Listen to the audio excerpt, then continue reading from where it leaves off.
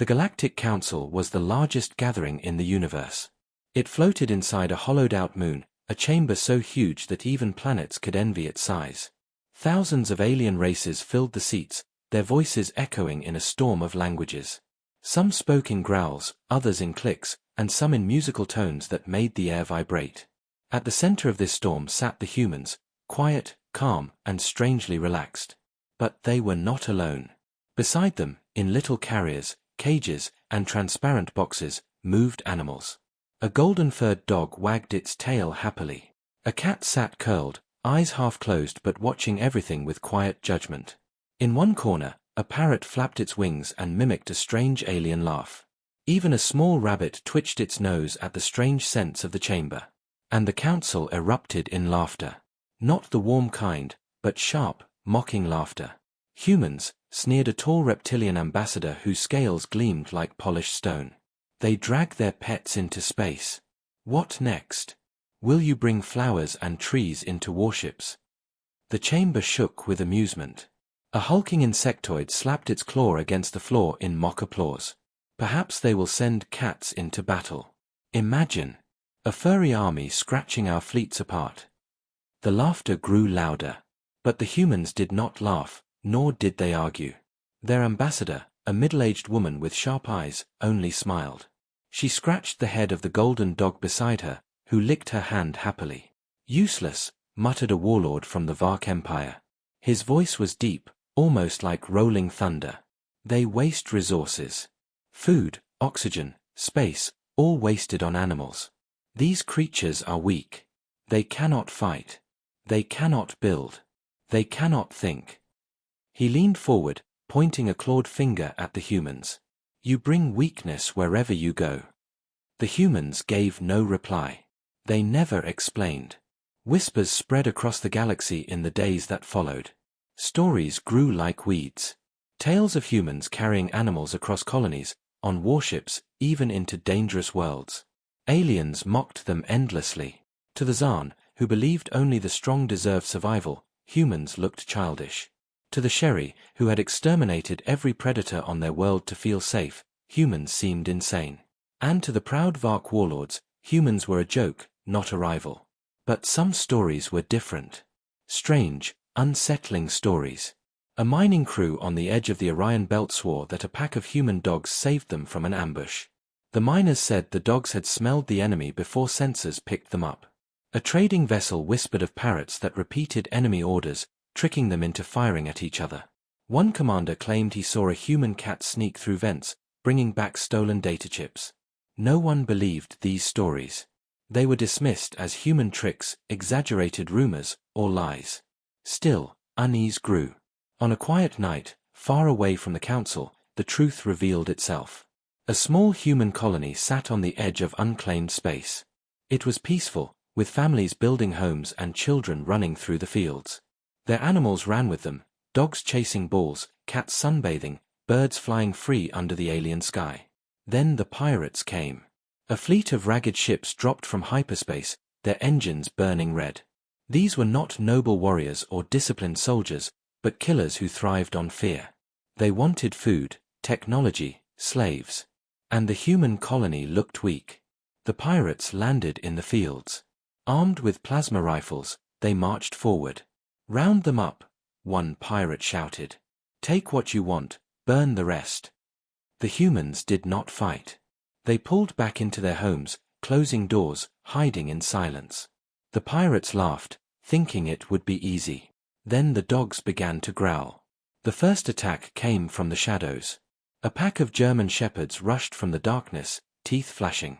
They tore into the pirates' legs, ripping weapons from their hands.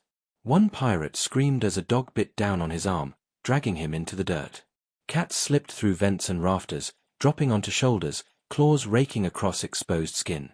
A parrot shrieked commands in perfect pirate tongue, "Retreat! Retreat!" And half the raiders stumbled in confusion, firing on each other. The leader roared in anger, "Kill the animals!" But it was too late. Wolves, brought from Earth for protection, moved as a hunting pack. They circled, coordinated, driving pirates into dead ends. Rabbits darted between legs, tripping soldiers as if the ground itself fought back. Even small rodents chewed through wires, shutting down the invaders' equipment. The pirates had come expecting helpless humans. Instead, they found predators. Hours later, the field was silent. Smoke rose from wrecked ships. The humans stepped outside, calm and unharmed. Their pets stood around them, blood on their claws, teeth, and fur. The golden dog wagged its tail, sitting proudly beside its owner. Above, in orbit, alien traders who had followed the pirates to scavenge watched the scene unfold. Their eyes widened. They had laughed once. But now, they were silent. Word spread like fire across the galaxy. The pirates had not been defeated by human weapons. Not by soldiers. Not by ships. They were destroyed by Earth's so-called pets. For the first time, the Council's laughter faded. And for the first time, aliens whispered not with humor, but with fear. The galaxy could not stop talking. Every corner of the trade routes, every shadowed tavern on mining worlds, every transmission that passed through the great hubs of commerce carried the same story. The pirates who raided a human colony had not been defeated by soldiers. They had not been destroyed by ships or bombs. They had been torn apart by pets. At first, many refused to believe it. The Galactic Council had laughed for years at the humans, calling them soft and sentimental. They feed useless creatures instead of building weapons, sneered the Vark warlords. They dragged dogs and cats into war zones, mocked the insectoid Trell. But silence replaced the laughter. The whispers grew louder. On the capital station of the Union, a Threx warlord slammed his clawed fist against the council table. His armor rattled like thunder. "Explain this madness," he roared, his red eyes burning toward the human delegation. "Our scouts tell us your animals, your pets, fought off an entire pirate crew. Lies. Trickery." The chamber was full. Dozens of ambassadors leaned forward, their faces tense. The human ambassador, the same woman who once smiled at their insults, only lifted her hand to calm her golden dog at her side. The animal sat peacefully, tail thumping softly on the floor. "We do not lie," she said simply. "And we do not trick. They are our family. Family protects." Her words only deepened the unease. Rumors spread faster than light. On the ice world of Belix, traders whispered of parrots that mimicked enemy voices to lure soldiers into traps. In the dense jungles of Calith, a mercenary claimed he saw monkeys stealing rifles and vanishing into trees, only to rain chaos from above. A captain swore that rats aboard his ship chewed through cables of enemy drones, grounding them mid-flight. Most aliens dismissed these stories as exaggeration. But unease spread like cracks in glass. The Sherry, who had once wiped out every predator on their world, shivered at the thought of creatures bred to hunt. "If pets fight like this," one Sherry minister whispered, "then what monsters live on Earth itself?"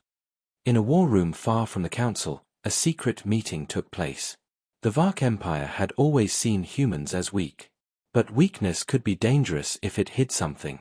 The warlords leaned over maps, their heavy claws tracing star charts. "They call them family," growled one. "But we call them weapons." Another hissed.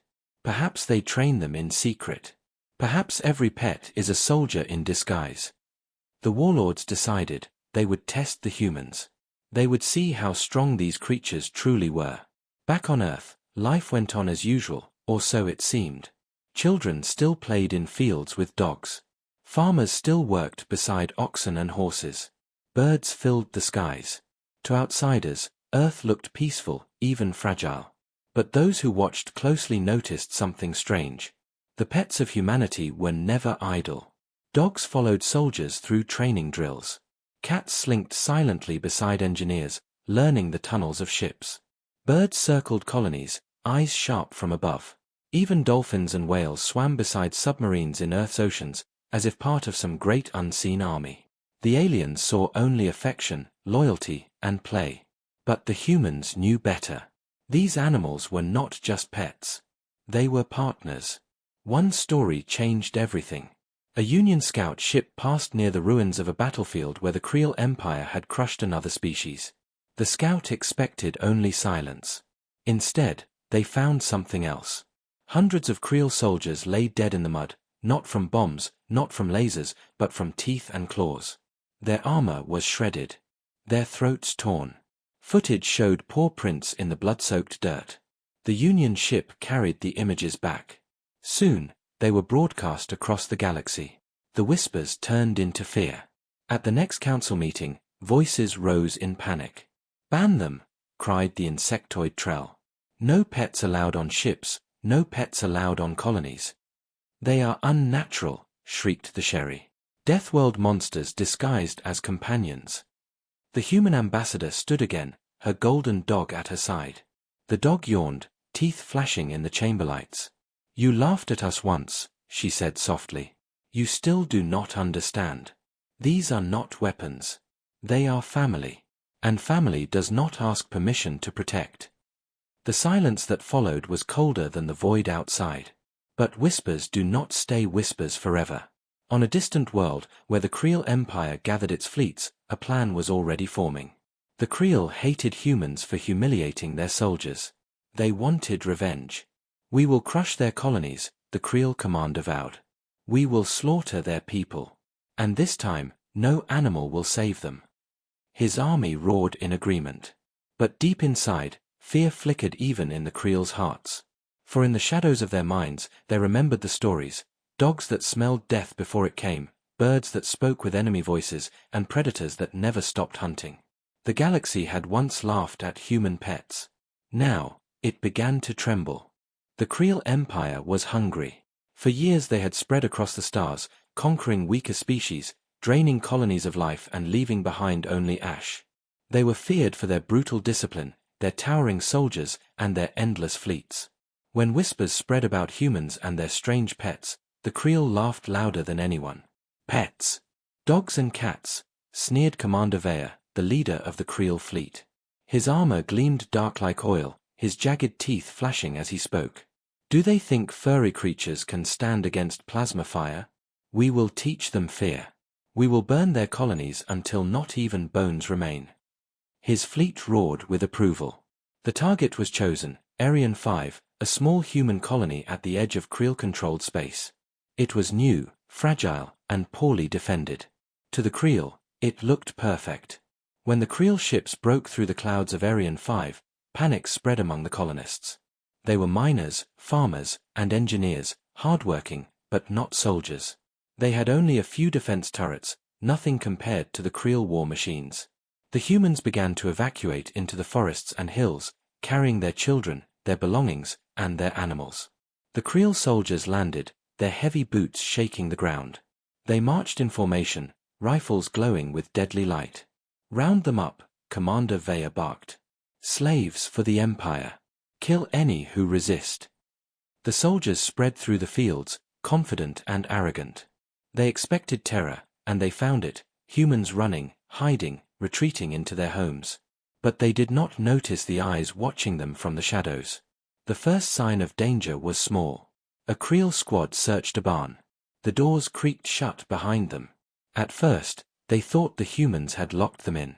Then came the growls. Low, deep, hungry. A pack of dogs padded out of the darkness. Their eyes glowed in the dim light, teeth bared. The Creel soldiers raised their rifles, but the animals moved faster, leaping, tearing, dragging them down before a single shot fired. Their screams filled the night, cut short by snarls. Outside, the other Creel squads laughed when they heard the noise. "The humans die like prey," one shouted. Then the laughter stopped. The dogs came out of the barn, muzzles dripping red. In the forest, cats prowled through the undergrowth. Sleek, silent, and merciless, they slipped through vents in Creel vehicles, clawing at pilots' throats and vanishing before anyone could fire. Above, birds circled the battlefield. Parrots screamed orders in perfect Creel tongue: retreat, fall back, ambush.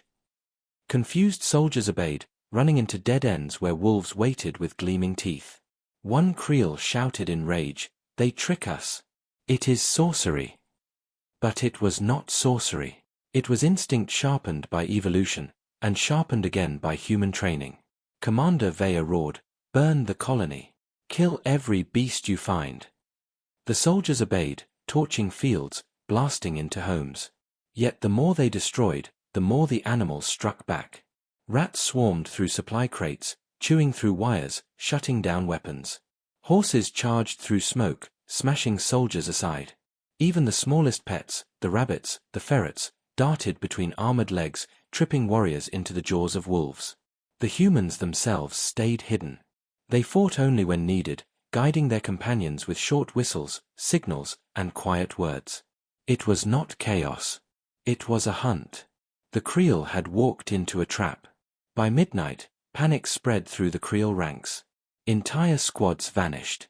Patrols never returned. The forests echoed with howls, screeches, and wings beating overhead. Commander Veya snarled. "Cowards! You fear animals."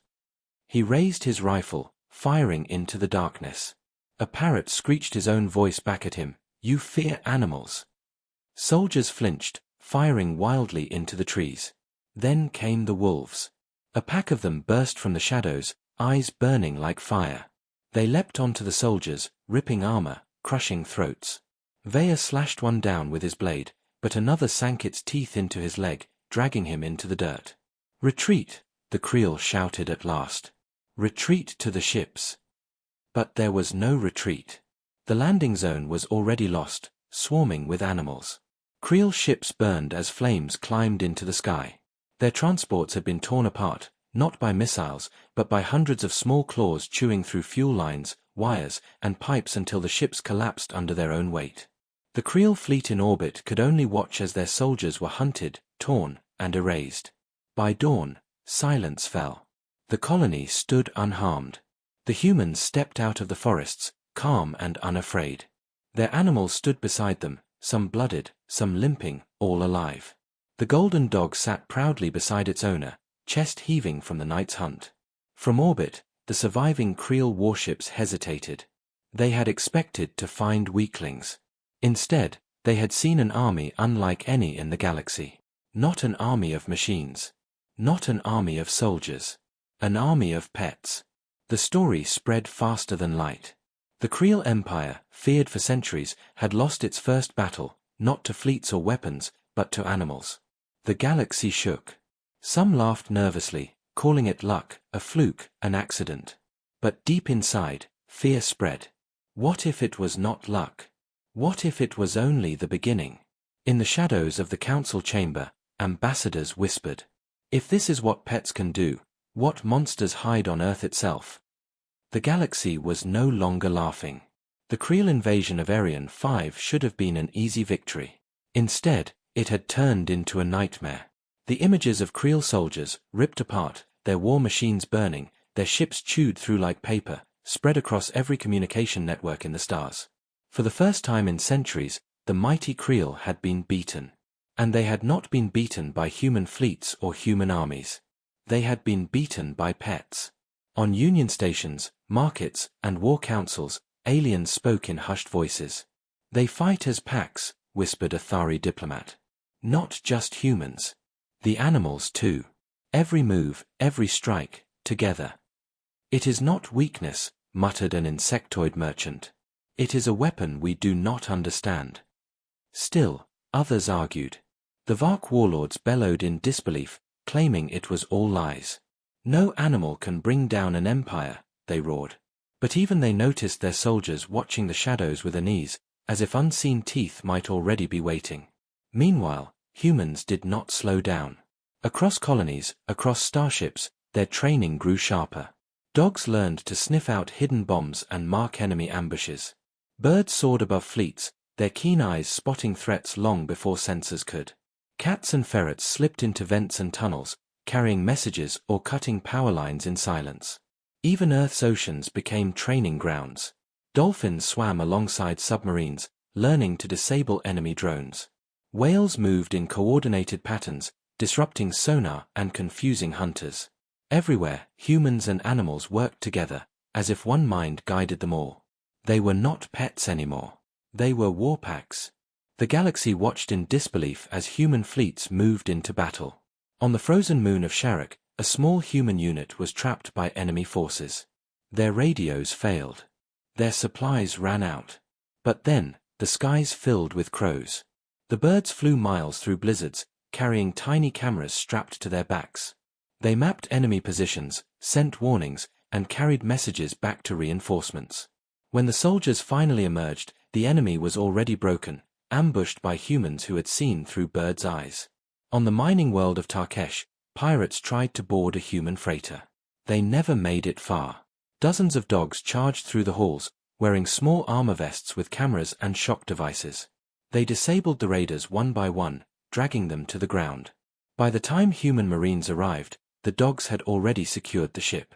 The galaxy began to realize the truth. The humans were never alone. The council held another emergency meeting. The chamber was tense. "We cannot allow this," shouted the Sherry delegates, their thin voices trembling. "This is unnatural. They unleash predators on every battlefield." "Ban them," cried another. "No more pets in space. No more animals in colonies. This is a violation of every treaty." But not all agreed. A quiet diplomat from a small farming race shook his head. "You call them predators. But I see something else. I see loyalty, unity, a strength we lost long ago." Silence spread. Many ambassadors turned toward the humans. As always, they said little. Their golden dog sat at their side, tail wagging softly, as if mocking the fear around it. Far from the council, the Creel burned with rage. Their empire had been humiliated. Commander Vaya, scarred and limping from the Battle of Arian 5, slammed his fist against a war table. "No more games," he snarled. "We will not attack their colonies. We will not test their tricks. We will go to the heart. We will strike Earth itself." His generals hesitated. "Earth is a death world. It's animals." Silence. Vaya roared. "If they think their pets can stop us, let them try. We will bring the full force of the Creel. We will turn their homeworld into ash." His fleet roared approval, though fear lingered in their eyes. Back on Earth, preparations began. The humans knew the Creel were coming. But they did not panic. They trained harder. They built alliances. And they called upon every creature of their world. Packs of wolves roamed forests under human command. Raptors flew in vast swarms, ready to blind enemy ships. The oceans churned with whales, sharks, and dolphins waiting beneath the waves. Even the smallest insects, engineered with tiny devices, prepared to swarm like living storms. To the humans, this was not war. It was survival. And on Earth, survival was never just human. When news spread of the Creel's coming attack, the galaxy leaned forward in silence. Some believed Earth would fall, crushed under the weight of the Empire's fleets. But others, remembering the fate of Arian 5, whispered a different fear. What if Earth itself fights back? In the orbit of the Creel capital, Commander Vaya stood before his fleet. Hundreds of warships floated behind him, the most powerful armada his people had ever built. He raised his blade high, his voice thundering. "Tomorrow we invade Earth. Tomorrow the galaxy learns the Creel are not afraid of beasts." His soldiers roared in approval. But in the silence that followed, a single thought echoed in their minds, one no one dared speak aloud. What if the beasts are waiting? The galaxy had seen many wars before. Fleets clashing in space, planets burning, colonies abandoned. But this war was different. For the first time, humans stood at the center of it, not because of their fleets, not because of their technology, but because of something everyone once laughed at. Their pets. The Khazal Empire launched a massive strike against a Union outpost. Dozens of alien races panicked. They had seen what the Khazal could do, worlds turned into ashes. No one wanted to fight them directly. But the humans. They volunteered to stand. Admiral Hayes looked calm as he spoke to the Galactic Council before the battle. "You laughed at our pets. You called them weak, useless. Today, they fight beside us. And you will see why humans never go to war alone." The council chamber fell silent. No one dared to interrupt. They remembered the raid, the pirate attack, the creatures tearing apart enemies with strange precision. On the day of the battle, the humans brought their fleets, but more importantly, they brought cages, tanks, and carriers. Dogs with armored suits. Birds with metal talons. Even cats wearing small AI helmets, their movements sharp and calculated. The aliens who watched thought it was madness. Animals against war machines? Impossible. But when the Karzul fleet dropped out of hyperspace, the truth began. The first wave of the Karzul came fast, metallic war beasts shaped like insects, drones with acid weapons, ships firing plasma. They roared into the outpost's defense line. The human commander gave only one order. Release them. From the ships, pods opened. Packs of armored dogs leapt into zero-gravity corridors, charging straight into enemy boarding parties. They did not hesitate. Their teeth tore through armor, their claws cut wiring. One Karzul screamed as a German shepherd clamped its throat and refused to let go. On the outer hull, ravens and falcons were released. The birds glided through space with small grave wings strapped to them. Their eyes glowed with targeting systems. They flew in swarms, striking enemy drones with claws tipped in energy blades. Cats, silent as shadows, infiltrated vents of enemy ships. They moved with ghost-like speed, planting tiny bombs carried in their packs. The Karzul did not see them until their own reactors began exploding. And then came the wolves. Huge beasts, genetically enhanced but still loyal to their human handlers. They were like shadows on the battlefield, cutting down entire squads of Karzul warriors in seconds. Aliens who once laughed at humans now stood frozen, watching the live transmission. The council chamber trembled with whispers. "Are they controlling them?" one alien leader asked. "No," another whispered. "Look at them. The animals fight because they want to. They fight for their humans." Indeed, the truth was clear. The pets were not weapons forced into war. They were partners. Their loyalty was stronger than any program, any code. They moved as one with the humans, without hesitation, without fear. The Karzul tried to adapt. They unleashed acid storms, flamethrowers, heavy exosuits. But the pets did not stop. Dogs dragged explosives into enemy cannons. Birds blinded pilots mid-flight. Cats cut power lines inside enemy warships. Wolves ripped through armor like paper. And the humans? They fought side by side with their companions. Soldiers shielded dogs with their own bodies. Medics treated injured birds and cats with the same care they gave wounded soldiers. The bond was unbreakable. For the first time, the Karzul faltered. Their war machines were not prepared for creatures who fought with heart, loyalty, and love. At the end of the day, the battlefield was silent. Human ships still stood. The outpost was safe. The Karzul fleet retreated, their pride shattered. News spread across the galaxy like fire. Humans had done the impossible, not with bigger weapons, not with stronger fleets, but with the creatures everyone mocked. One alien senator, who had once laughed the loudest, now spoke with shaking voice. They said humans were weak. They said their pets were toys. But now, I fear them more than any empire. The recordings went viral across galactic net. Every alien could see dogs leaping into fire, birds tearing drones, cats planting bombs, wolves dragging warriors into the dark. And always, the humans standing beside them, smiling, fighting, surviving. The galaxy had new respect. But also, new fear. Because if humans could turn small animals into such loyal warriors, what else were they capable of? But Admiral Hayes said only one thing at the council after the battle. "You still don't understand. These aren't just weapons. They are family. And family will always fight harder than fear." The council chamber stayed silent. No one laughed at humans anymore. The sky above the council world was burning. The largest armada in history had arrived. Ships from the Zorak Empire, the Vresh Dominion, and the Karzul fleets, three of the most brutal alien powers, had formed an alliance. Their goal was simple: destroy humanity before it became too dangerous. Inside the Galactic Council chamber, chaos reigned. Ambassadors shouted, leaders argued, soldiers prepared. Many species looked at humans with pity. "This is the end for them," a Vaughn diplomat whispered. "They cannot face such power." But the humans were calm. They stood at the center of the chamber, silent, their pets by their side.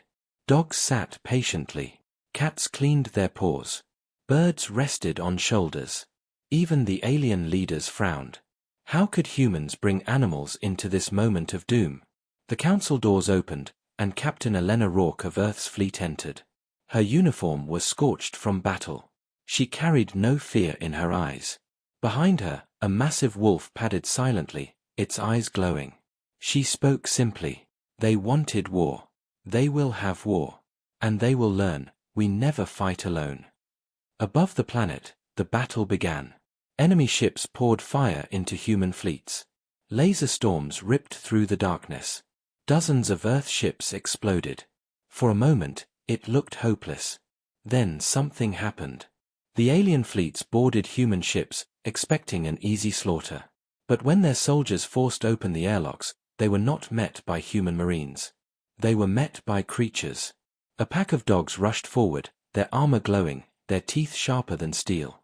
A single command from their handler made them tear through armored invaders like paper. Cats moved through vents, disabling power systems and blinding enemy machines. Birds swarmed in dark corridors, carrying small energy charges that exploded on impact. The invaders screamed. Whole squads vanished in seconds, not by human weapons, but by animals no one had taken seriously. Back in the council chamber, a live broadcast showed everything.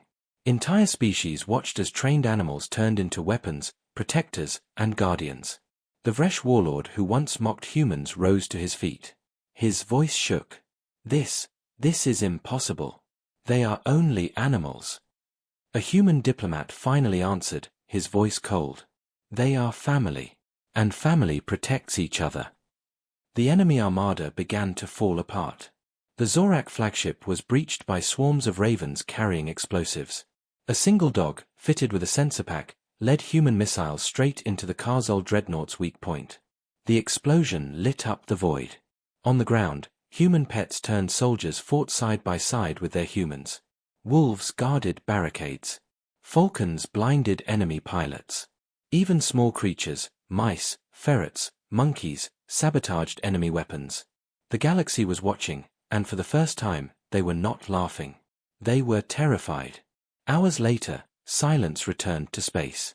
The alliance of enemies was broken. Their fleets burned. Their leaders fled. Humanity had survived. Inside the council chamber, no one spoke. The humans stood with their animals beside them, calm as ever. Finally, Captain Rourke broke the silence.